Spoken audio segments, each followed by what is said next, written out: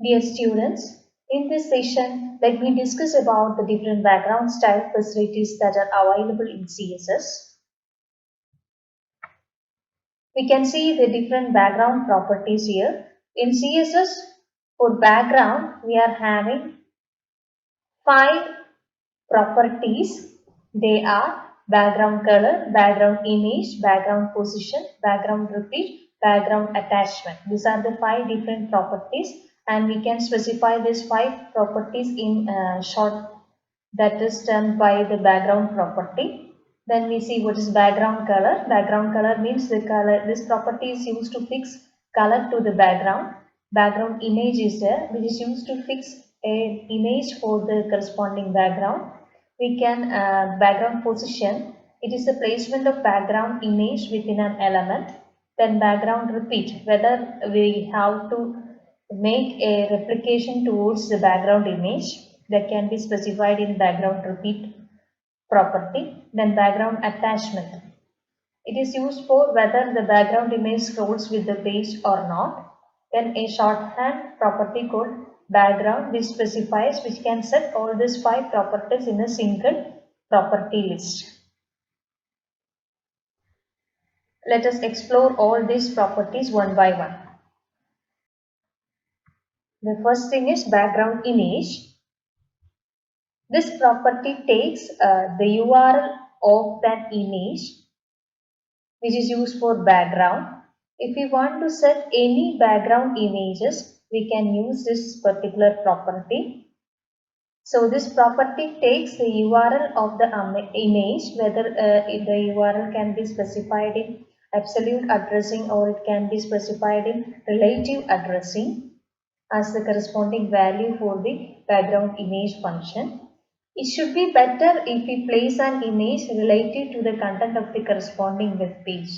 And one thing we have to consider is that we have to select an appropriate color for background image as well as the corresponding foreground font. Otherwise, it may not be it may not produce visually appealing. So this is an example which is related to the background image. Inside the body, a background image is here the selector for the CSS is body tag. Background image is specified by the URL images draft.jpg. So you can see the draft.jpg figure in the background of the paragraph, or it should be on the background of the body of a corresponding web page. Likewise, we can set the background image. Just specify background image colon what should be the URL of the background image. The next property is background repeat. Background repeat is actually specifying whether we have to repeat the background image for the corresponding HTML component. So the background image is replicated as necessary to fill the area of the element, and this replication is called tiling. So if a single image is not able to fill the whole area of an HTML component, then we have to replicate that particular image, and that replication is termed as tiling. Tiling can be controlled with the background repeat property, which can take values repeat, no repeat, repeat x, repeat y. The no repeat value specifies that just one copy of the image is to be displayed. The repeat x value means that repeat image is to be repeated horizontally, and repeat y means that image is to be repeated vertically. So this property is used to repeat or replicate the background image to fill the area of an element, and normally this replication process is known as tiling. Tiling is done by background repeat process. The possible values taken by background repeat property is repeat, no repeat, x repeat and y repeat. No repeat means only one copy of the image is used for the corresponding HTML component. Then repeat x value means image is to be repeated horizontally. And repeat Y means image is to be repeated vertically. Simply repeat means it will replicate vertically as well as horizontally. In the corresponding example, the image is repeated horizontally. That is why draft is viewed here. Now move on to the next property. Its background position. The position of a non-repeated background image can be specified with the background position property, which can take a large number of different values. So this property should be applicable for non-repeated background image, and the value for this background position can take different values. This value consists of two tokens, each of which can be top, left, right, bottom, center. It can be a percentage value or a length value in pixel, point, etc., or can be used in combinations. So value can be negative to shift up, left, or up by a given amount. The keyword values like top, center, bottom, left, and right, all of which can be used in combinations. And it is easiest to use one keyword to specify the horizontal placement and one to specify the vertical placement, such as top left, bottom right, and top center. If only one keyword is given, the other is assumed to be center. If you specify background position top only, the browser will take it as top center. If you specify only left, then the corresponding will be treated as left center. So this background position is used for positioning of a non-repeated background image. Then this background position property can take a large number of different values, and for this particular property the value consists of two tokens, which can be top, left, right, bottom, center, or it can be two percentage values, or it can be a length value. Then values can be negative to shift left or up by a given amount. We can give negative pixels. Negative value means negative 5 means it will be moved backward. Likewise, we can easily specify the horizontal placement and vertical placement, such as top left, bottom right, etc. If we specify only one keyword, the rest will be considered as center. For example, if we specify background position top, it is aligned to top center. And if we specify background position left, it will be aligned to left center. Now move on to the next property. SI favorites icon.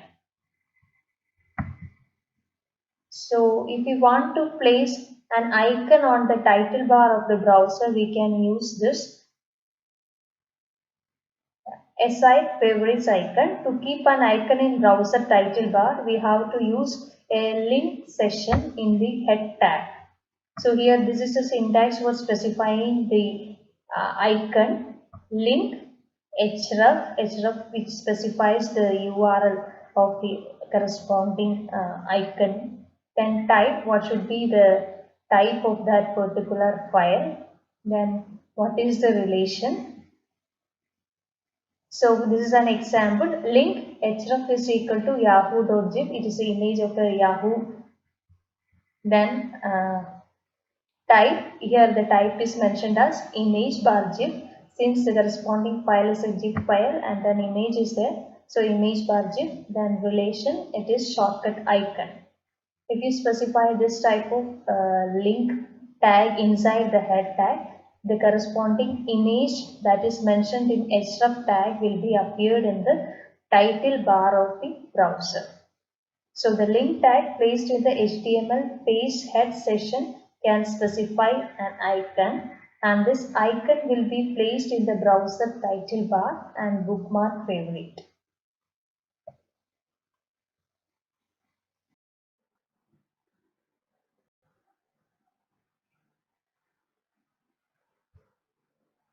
Now we can see the span and div tags in HTML.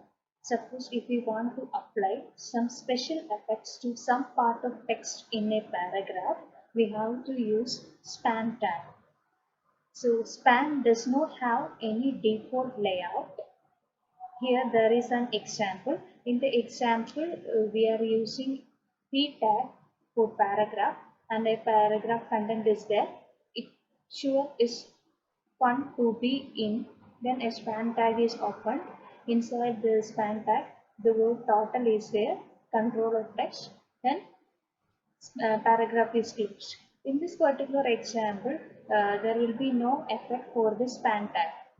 So it will appear as now the word total will appear as same as that of previous. So it sure is fun to be in total control of text. So nothing special for the word total here. So if we want to make total in some other style specification, we can use this span tag. In the lower part of the corresponding slide, we can see that a style specification is there. Style type is equal to text bar CSS, span.red, the font size is 2M, then font family is Arial, color is equal to red. So inside that, the color mentioned for that span red classes. So this particular style definition is an example for class selector. So red is the class name. Inside that it is specified that the color of the red class is red as well as the font size is 2em, that is 2 times double as that of parent text, and the font family used here it is Arial. So if we use this particular style format in the previous paragraph and we include like that, it is your fun to be in, then a span tag is opened, class is equal to red, then inside that total word is there, then closing tag of span. If the paragraph is like that, then total will appear in font size 2. Font size 2em means double the size of the other text in paragraph, and the font family of the total is Arial and the color of appearance is red. So the span tag is used to change the property values of a part of a line of content.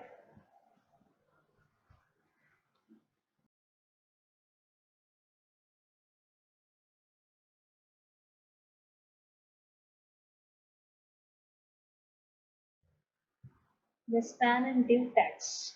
Again, we see that we already mentioned about span. Span means it is used to make style specifications for a particular part of a line, or if you make any particular word to be in some other style, that can be done using this span. Now we can see the div tag. Div tag is used to apply a style to a section of a document rather than paragraph.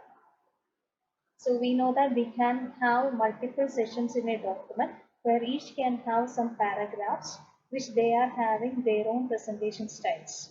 So in order to apply a style to a section for a document, we can use this div tag, and div tag is commonly used to specify the presentation details of a section or division of a document. So both span and div are of having contrasting features. Span is used for making a change to a small piece of text, whereas div is used for making style definitions for a section. That's the difference. Then we have a term called conflict resolution. By the name, it is used for resolving some conflicts in style, and this conflict resolution is a multi-stage sorting process. So the process is having different steps. First step is gather style specification from three possible levels of style sheets. Then after that, they are sorted into order by relative precedence of style sheets. We know the relative precedence of style sheets. So styles in JavaScript is having the higher precedence.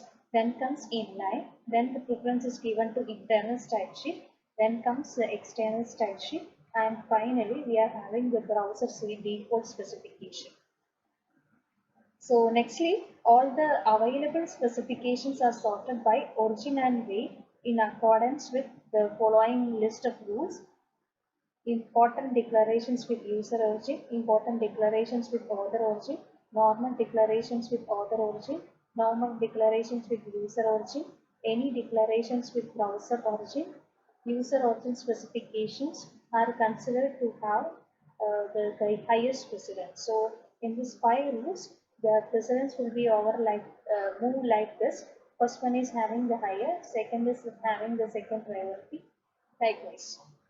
If there are still conflicts after this sorting, the next step is resolving that conflict by using another sorting mechanism.